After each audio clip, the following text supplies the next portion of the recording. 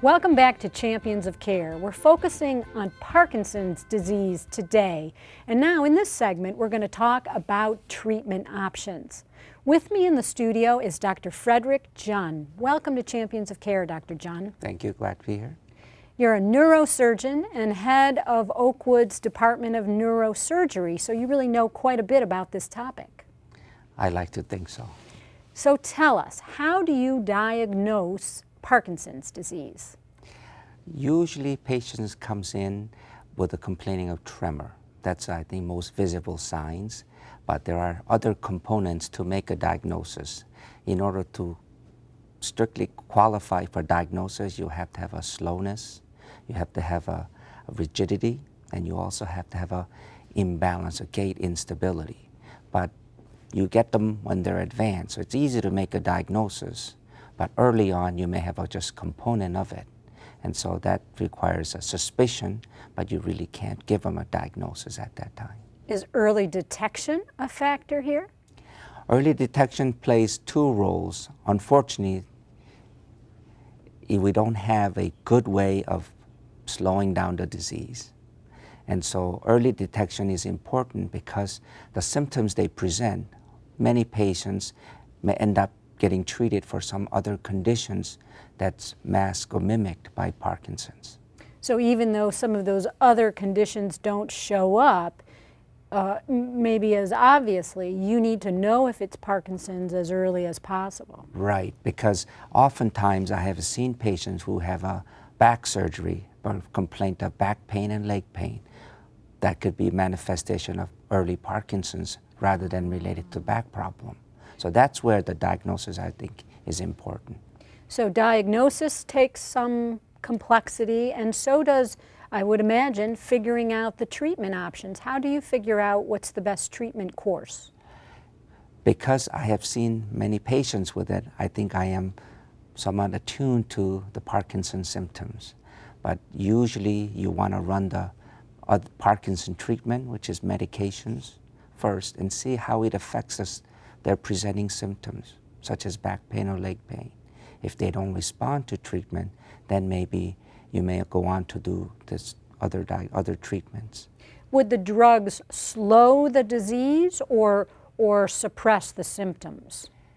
It only suppresses symptoms. So far, although there was a hope in the 1980s, a drug trial, it turned out to be where they're just giving extra Parkinson-like, extra dopamine-like effect.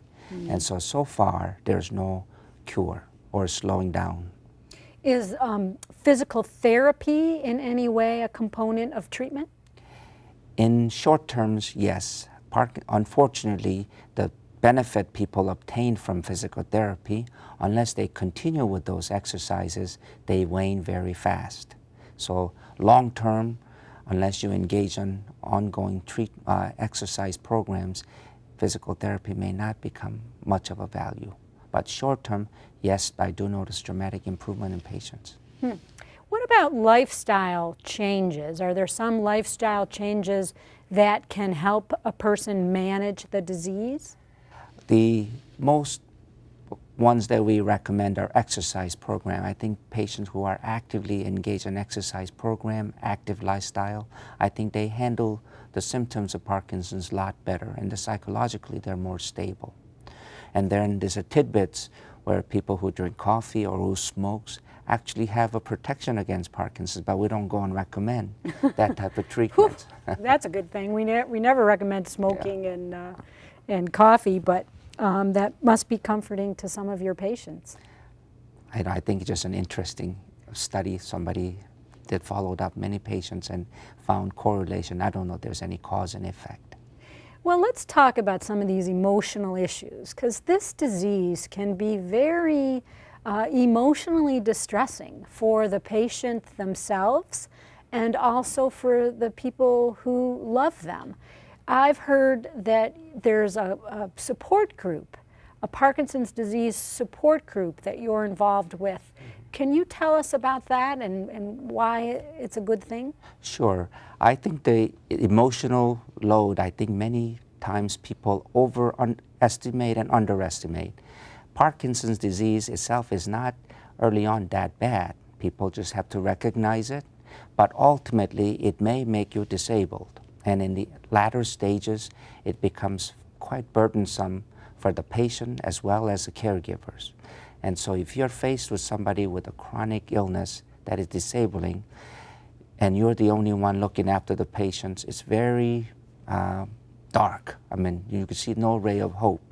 And so in these settings, I think there are the Parkinson support groups. We have one in Dearborn. Emily Buza has started in our region here, but there are many of them that are all over Michigan. Does a family need a prescription to join the support group, or how do they find out about it? How do they get involved? I think they just have to go to Michigan Parkinson Foundation internet, and then there will be addresses of and contact informations of a local Parkinson support groups. And so just contact the organizer and then just attend. And you may find some useful informations, and all the trouble that patients and family are going through, somebody has already gone through. So they may be able to give some informations and support that you may not have even thought about. Well, I know people can find out additional information about those support groups on the Parkinson's website and also on oakwood.org. Now, one of the beauties of a support group is there's information exchanged, and some of the information can often pertain to therapies. We're going to talk about a therapy called deep brain stimulation that you're an expert in.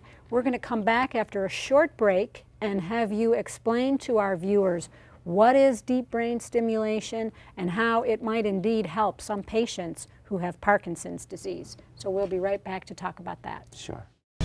Do your children have health insurance? If not, there's a good chance they could get it. My Child and Healthy Kids are Michigan's free and low-cost health insurance programs for kids. They cover doctor's visits, checkups, immunizations, prescriptions, dental, vision, hospital care, and more. Enrolling is fast and easy with little paperwork involved. Enroll your children in My Child or Healthy Kids. Call 211 or go to enrollmichigan.com. Want to learn more about a topic presented on Champions of Care? The Oakwood Speakers Bureau brings health information directly to you at your workplace, community center, church, or school for free. Oakwood physicians and clinical experts present a wide range of interesting healthcare topics. From the lunchroom to the boardroom, Oakwood Speakers Bureau is your free health education resource. For more information, visit oakwood.org or call 313-586-4902.